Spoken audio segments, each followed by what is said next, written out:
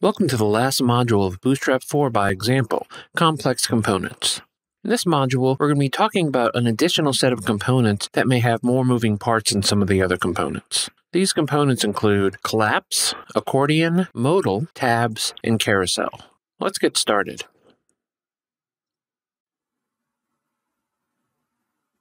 So let's talk about collapse first. This is a component we're going to be using in some of the other components, so I wanted to show it first. I'm going to open up the index.html, and I'm going to go down until I find this first card that I had created earlier with you, the one that says stars in the heavens. The first thing I want to do is take this whole card body, and I'm just going to add an ID to it, and I'm just going to call it sunspots. Now, to support collapse, we can actually just create an href here, and the href can be the sunspots object, or we might want to have a link that hides the sunspot. And the way we make this work is to add a data toggle collapse. Let's go ahead and make this a button as well. And if we open up the browser, we'll see this hide button. And the first thing it wants to do when we click it is actually show it. It assumes that this section here, sunspots are fun, was actually already hidden. But what the toggle collapse allows us to do is to decide whether it's hidden or shown.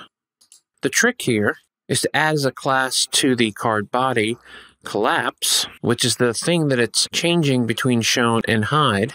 And in that case, it'll start collapsed and then allow you to show it. Alternatively, you can put show if you want it to be shown at first, because those are the two classes it's switching. And then it's shown at first and then hides it as you might want to. The idea of the collapse component is really just to allow you to show and hide elements on a page while having some sort of trigger. We're doing this with a button that we're just linking, but you might not actually want this form. You can actually make this a regular button. And instead of using a href with a regular button or other component that you're going to click, you can say data target. I like data target because it's a little clearer what's happening. You're not overriding the behavior of something like an href, but you would use the same CSS selector here for the same behavior. We can see we're getting the same behavior, but this is actually a button now. It's not a link. And so you don't get any of that strange behavior with showing the href value inside the browser like you might not want. Next, let's take a look at the accordion. So now let's talk about accordion. If we come back to our index.html, we have this target here that is the button. Let's actually change this, and let's just make the data target and the data toggle directly on the header itself. Let's get rid of the button entirely. We can see that by clicking on it, we're still getting the individual hide and show just like we had before. Just might not be obvious because we don't have it on a button, but it still works the way we want it to. And if we repeat this same behavior for the next card, I'll call it galaxies, then we can just say data target equals galaxies and data toggle collapse. And let's show this as collapse, so it's hidden. And let's actually hide this one too, collapse. So if we go back to the browser, we can see they're both hidden, and clicking on either one of those will hide or show. But this isn't really the nature of an accordion yet, because the nature of what we want to do with an accordion is only have one allowed to be open at any one point. And the trick there, let's come up here to the first one, and I'm just going to collapse it, and I'm going to collapse it for a minute, not to overuse that word. I'm going to select the whole thing, and I'm just going to create a wrapper around them. And this wrapper, I'm just going to give it a name, like story container. So now that we have the story container, if we add to the same place that we have the collapse, the thing that we're hiding and showing, we can use data parent to tell it what the parent of this object is, and that's going to be our story container. And I'm going to copy this to the second story as well. Again, this is where the card body is in our example, but you certainly don't need to use cards to make this work. By specifying that this is the parent, we're telling it that even though we can show this stars in the heaven here, when we click on the second story, the first is going to close. And it's going to give us an accordion where only one of these is going to be able to be open at once. Again, we haven't included the other stories in it yet, but let's actually go ahead and do that. If we come down here to our wrapper div, I'm going to move it down to the end of all the cards. I always forget how many cards I actually have in here. Let's format it. And then I'm just going to repeat what I did with the first two. So first I'm going to add data target equals and give it a name for our nebula. So I'll just say pound nebula. Data toggle equals collapse. And then on the card itself, I'll give it an ID of nebula. Data parent of story container. And then I'm just going to add collapse here so that it's collapsed at the same time. And I'll speed this up and do this for the next 3. So now we have it in all of the cards. Once we save that, you can see now because we have all of the cards in one container, it's showing them all as hidden. And as I show them, only one stays open. This is the idea of an accordion. And what's powerful here is that because you're really just using collapse and a data parent element, you can do this with your own elements on a page to show or hide only one element at one point without it having to necessarily look exactly like this. It could be vertical, it could be horizontal, could be much different because you're just using the facility of collapse and the data parent to make this work. So it becomes much more important than a visual component, just becomes the tools to build something you might actually need. Now let's take a look at Modal. So now let's talk about Modal Dialogues. If we open up the contact page, and we're going to go down to the bottom of the form, remember the submit button we had, and I'm going to add a new href, and I'm going to tell it to go to the disclaimer, for lack of a better name. I'm going to use the classes to make it look like a button, and I'm just going to say show disclaimer. We want to use this href to show a disclaimer about the contact page for the user. I'm going to do this in the form of a pop-up modal dialog. And if we go ahead and just create a div of class modal, this is going to be the container for what will be our modal dialog. And let's go ahead and give it an ID. And if you remember, we referred to in the href something called the disclaimer. And we're also going to want to add the tab index of -1. The idea of adding tab index here is to make sure that if someone does tab through a form like our form above, they don't actually get to the modal. It takes it out of the tab order completely, since it's going to be hidden most of the time. We're also going to need visually the outside of the modal dialog, and that's going to be a div of modal dialog. And the part of the modal dialog that we actually write will be in a div called modal content. If we just create a quick paragraph that has our disclaimer in it, no guarantee that I'll respond to each email. At this point, we want to be able to show this when we push our button. So let's go back up here, and we need to add one more attribute, and that is data toggle, just like we used with collapse earlier, but this time you're going to toggle the modal. By saying modal and then having the href to the modal dialog that you want, here you can show and hide. This also implies that you can have more than one dialog on each HTML page, and that's totally, completely true. If we come here now and show the disclaimer, you'll see it show up with a gray background, so it's made everything else unclickable, and it's shown in a pretty ugly way so far, this tiny little box. When we click on the box or outside the box, it's going to close it for us. We probably want to have more structure where it looks like a dialog, so let's do that next. If we come back to the dialog itself, inside the modal content, let's create modal header, modal body, and modal footer. And these are the 3 pieces of the dialog itself. So let's use a couple of them. Let's go ahead and put our actual information inside the body, and we can just put it in a paragraph. That's fine. Let's make a header up here that just says disclaimer. And then in the footer, let's create a button that just says close. So we're not going to expect any feedback from the user, just have them close it. But because we've added this structure of the header, body, and footer, when we show it now, it looks like an actual dialog. Now we still have the problem that until we click outside the dialog, it doesn't hide it. The close button actually doesn't close. The reason for that is we need to tell the dialog that data dismiss equals modal, so that this button is supposed to close the modal we're on. Show disclaimer, the close button actually closes it. So we now have the beginnings of something that actually looks like the kind of modal dialog we want. We can also format what this dialog looks like, especially the color of it, by specifying the color on the content itself. So if we go ahead and use BG, let's say info, we can now see that the dialog is that same info color that our template is using. It's not as easy to read as we'd like. So let's go ahead and use text light. That'll guarantee that all the text is nice and readable now. You can also put a background on the modal itself. If we do something like danger, it will actually color what is used as the background around the dialogue. Normally it's going to be a transparent gray, but you can specify the color directly if you do want to obscure the entire screen. But purple on red looks just atrocious, so I'll leave it as the info for now. To make it look even more like a dialogue, let's go ahead and go to the header and let's add a new button. We'll call it a close button, and we'll use that same times character we used before, but this time we'll say data dismiss. Just like the other one, we'll go ahead and say modal. Make sure this is the last thing in the modal header so that it will be on the right-hand side. And now we have a disclaimer, a nice close X button, as well as an actual close, and we can see that actually work.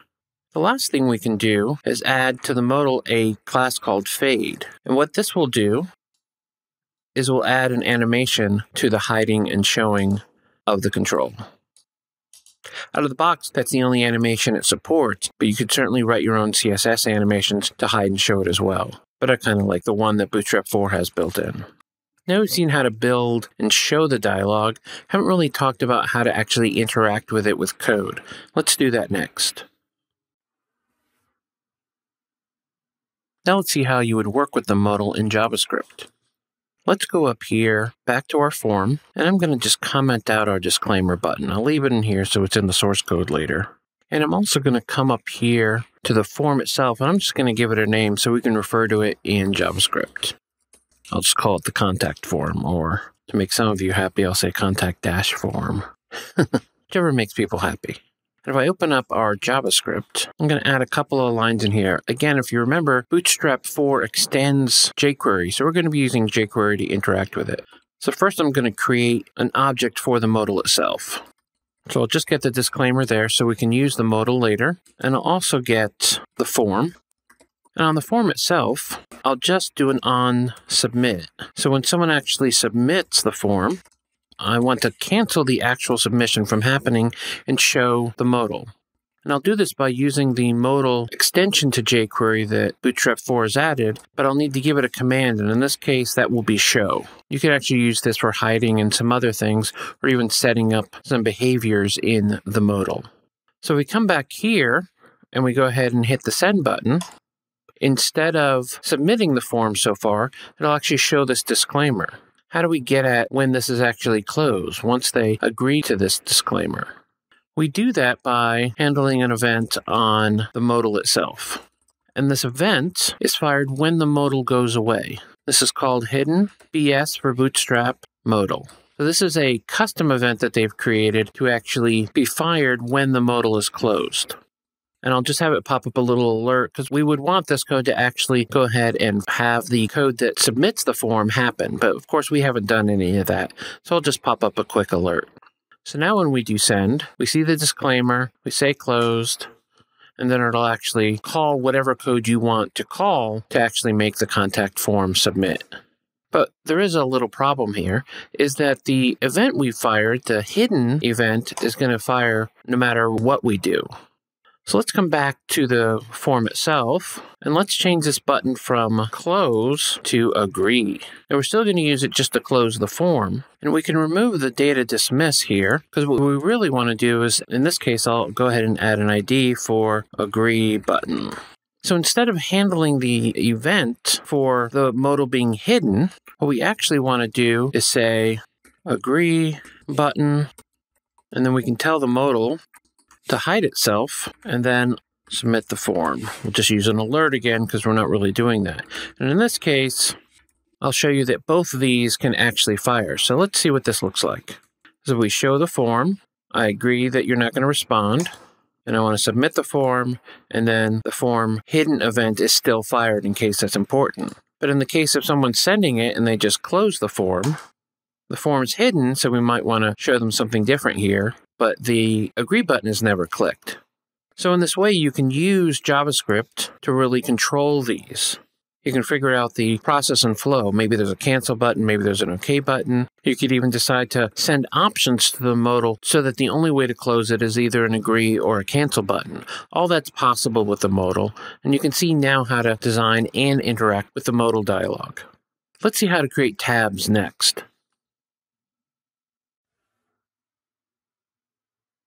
So now let's take a look at how Bootstrap 4 can help you make tabs. If we start back in the contact.html, look for that H1 before the contact form, and make some space, and I'm just going to create an unordered list. It has a list item in it that has an anchor, and this will just say contact. Then we'll have a second one for address. Now the reason for this is we want to create two tabs that allow us to switch between the contact form and the physical location of the company. So what we're creating here using the unordered list is actually just the tabs themselves. We start by giving it the class of nav and nav tabs. There's a couple of different ways you can do this. There's pills as well, which are going to be buttons, but we're going to use tabs because we want to create something that looks like a tab control. In the list items themselves, we're going to add a class called nav item, and then in the anchors themselves, we're going to add a class of nav link. I'm just going to do some creative copy and paste here. Let's go ahead and set that first nav link to be active. This is going to tell it that we want it to look like the first tab is actually selected. In the browser, we can now see that as this contact and then this address tab. Now, selecting them doesn't do anything yet because we actually haven't wired this up. So the next step is to actually create the tab content. In here, we're going to select everything that contains the contact form and just wrap it in a div. And we want to give it a class of tab pane. It's a class that specifies that it is a pane for our tab control. And we're also going to give it an ID here of contact pane. Let's collapse that a minute and let's create a second one of these. But this one's going to be our address pane. And I'll just write a quick address here. And if we look at the browser now, we'll actually see the contact pane here and our address. So they're just divs at this point. We haven't actually connected them into this tab control. The trick there is we can add to the class here and make it a card. I'll make both of these cards, and I'll just use some padding of 3 to give us some room between the card and the element. Back in the browser, we can now see this card and then our second card on the bottom. Again, we're going to use these as the two tab panes that we're going to be able to switch to, but we haven't done that yet.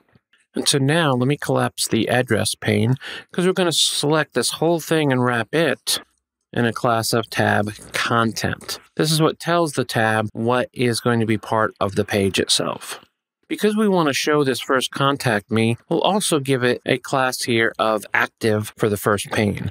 And because we're in tab content, we'll see that our address content has disappeared because it is no longer active.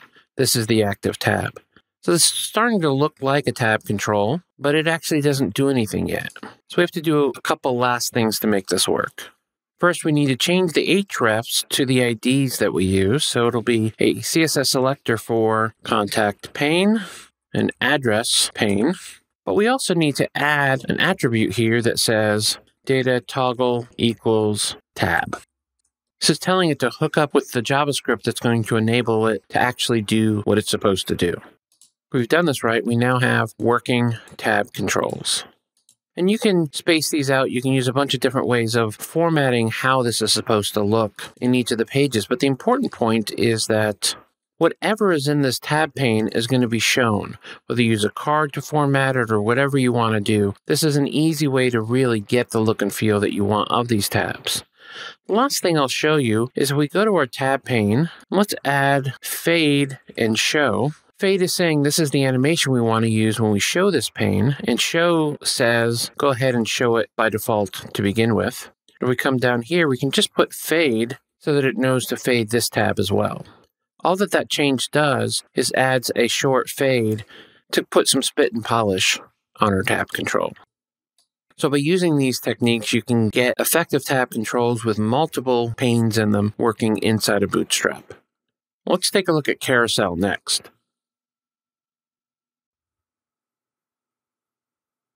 So now let's see how to build a carousel. Let's start with the index.html. I'm going to go to almost the top of the form, And if you remember, we had these planets, asteroids, stars, and galaxies as a set of things we could click. I'm going to actually comment those out. And I'm going to create instead just 4 images. And I want to use these images to create a carousel. Now, one of the key things here is that we want the images to have the same height-width ratio as each other. I'm using width 100 in here to make sure that they all have the same width. But if they don't have the same height, you can get some tricky behavior with the carousel that I'll show you in a minute. But we're going to start with just these 4 images to begin with. And if we look at the browser, we can just see that they're just stacked by default. We haven't done anything to make them a carousel. What we want to do is lay them on top of each other so that they rotate between them. The first thing I'll do is I'm going to wrap them in a class called Carousel. And I'm also going to add the word slide in there as a class to tell it how we want it to animate between the different parts of the carousel. We're going to have it slide left or right as it goes through the different images. I'm also going to wrap this one more time in a class called Carousel. Let's hope I'm spelling that right. Inner. Inner specifies a container for all of the elements that are going to be shown. And the last thing to at least Carousel initially working is we need to wrap each of the images in a carousel item. Now, wrapping them in their own items is important because it may not just be the image itself. There may be things like captions that we'll show you later. So now we have the carousel as the outer container for the whole carousel, inner for the different things it's going to switch between, and then we're using slide to say go between each of the carousels. If we look at this in the browser, we'll see that it's not showing any of the items. That is because we haven't told it which image to show first. The trick here is to go to the carousel item that you want to show first, in this case, our first one, and I'm just going to mark it as active using the active class.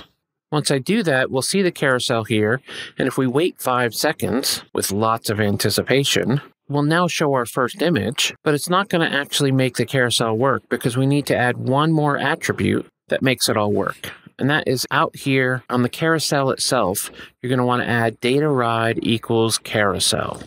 This attribute is what really kicks off the JavaScript to say, hey, this is a carousel. Not only style it like a carousel, but go ahead and use the code to make the carousel actually work. If we come back, we can wait, and we'll see the carousel start to work. Now, it's a long time between each image flipping, and we can control that with yet another data attribute. We can set the interval to be, in our case, 504 milliseconds, which will be half a second.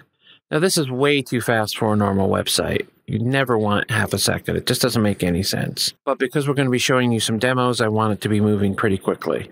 But you can use that data interval to specify how fast this should be moving.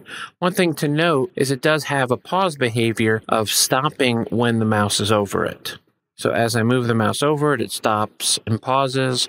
This gives the user a chance in case there's links or things to read for them to be able to actually look and interact with this. So now that we have the carousel working in a pretty basic way, let's start to add some pieces. Let's start after the carousel inner, and let's create a couple of anchors. I would like to allow the user to move left or right, and we can do that because we can set these anchors to be carousel, control, previous.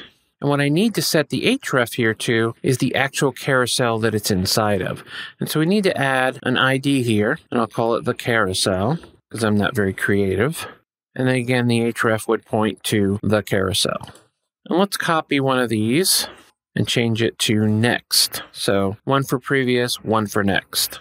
And we also need an element on this to tell it what we want it to do. The class itself only styles it in the way we want for the previous or next, but we need data slide to say what slide to go to. And in this case, that'll just be previous, and then this will be next. If we look at the browser now, we'll see that when we go to the left and right-hand side, we get the pointer. And that's because it's created this invisible section here for the previous and next. And in fact, does what we want it to do because of that data slide. So it's working, which is awesome, but it's not giving us the visual cue for that working. It's just invisible at this point. And so back in the code, we can give it a span of class, carousel, control, previous icon. And then we'll do the same here for the next icon.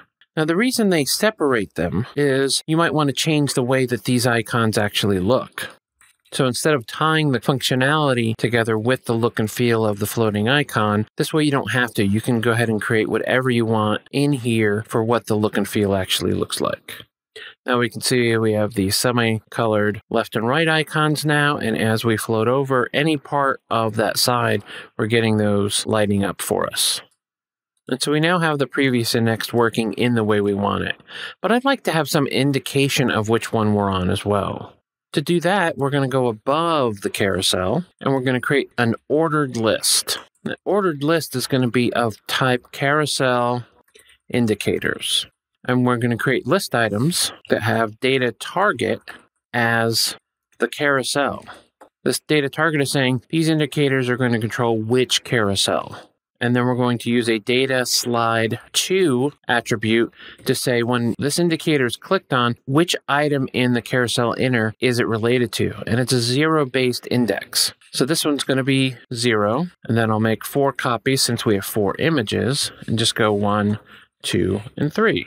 With these set up this way, we're now getting an indicator on the bottom of which of the images we're on. And we can actually click on the individual items to go to that item. So it gives the user one more option for flipping through the carousel. And if you watch, you'll notice that this moves up and down very subtly. It's actually 1 pixel moving up and down. And that's because these images are not exactly the same size. They're really close, but they're not exactly the same size.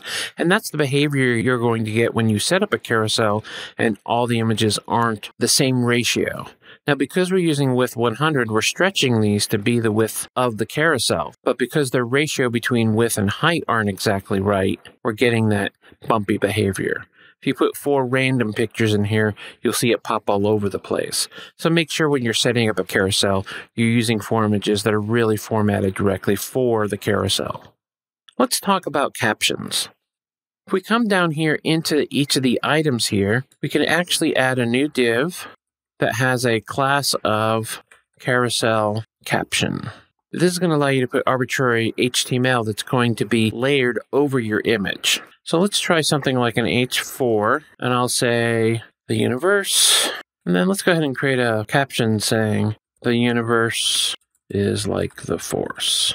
And let's copy this to each one of these and make a couple small changes. And I'll just try to be pithy as I add these. And finally, so you'll see that each of these carousel items will not only have an image, but also this item called carousel caption that has some HTML in it.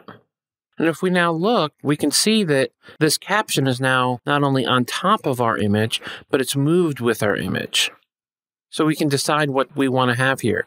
Very commonly, you might have a link over to some part of the website or some page or some buy me now, whatever the case may be. But this gives you that ability to put arbitrary text directly on top of the images. You will need to style it to make sure that they look good on the images. The carousel isn't going to do that for you, but putting a drop shadow or maybe making a block that's half-tone over the image, whatever makes sense for your design elements. But this is a way that all the pieces are working together, and then you can make it look pretty. Let's wrap up this module and this course. So we've looked at a number of complex components. These interactive elements can really spice up your applications or spice up your websites. They can certainly be eye-catching and help you build great sites, whether they're internal or external websites. These components include some metaphors that you're probably already seeing on other websites out there and want to be able to create in pretty simple ways. If you're creating forms over data applications, things like the tab control can really help you use that real estate in really effective ways. So these complex components simply add on to all of the other pieces of Bootstrap we've looked at, hopefully to help you make great websites. So if you've gotten this far, I've shown you a lot of what Bootstrap 4 has to offer. Hopefully I've convinced you that this is a great framework for building your own websites with, and I've cautioned you that overdoing it can make your website end up looking like every other website out there. But theming your website will enable you to avoid this. Thanks for joining me in this course. My name is Sean Wildermuth of Wilder Minds,